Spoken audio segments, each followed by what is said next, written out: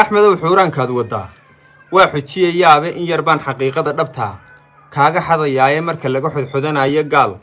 xoolo laga qaado dimuqraadi xoogaysatiyo xeerar lagu faano waxba yaan xorriyad qowl dibnaa laga xayaysiine xarafkii ka qora dowladdani xuma ka dhiilaaba xabsigiiyo wuxuu mudanayaa liinta xoorka leh xusbi kale qofkii lagu arkaa waa xakamadiid xaakimiinta kaan ka mid ahayn waa la xidhayaa saxafiyiinta waxaa loo xanibay yaanay xarakayn xaawalaydii qiimaa lahayd laga xishoon waa xaalad kale aakhir saban la isxaqirayaae xalay waa maqlayseen warkii miidhiyaa xulay xildhibaanadii baa lahaana la xurmayn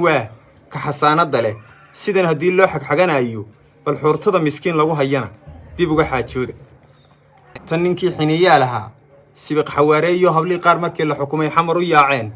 kaadh laga xoqdiyo silicunool xawiilan mooyaane xiise looma qabo kii dulmiga ka xarragoonaya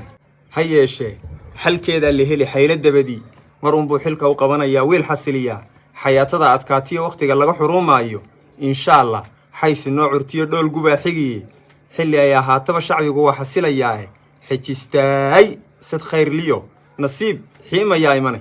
axmedow xuuraankaad waddaa waa xujiyayaabe xoogaal dhibaatada jirtiyo taabta xagaldaaca nin abwaana xaggan lama oggola inuu xaq sheegaaye xidiggii qarnigan calanka siday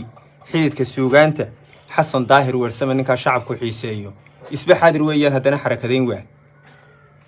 weeyaan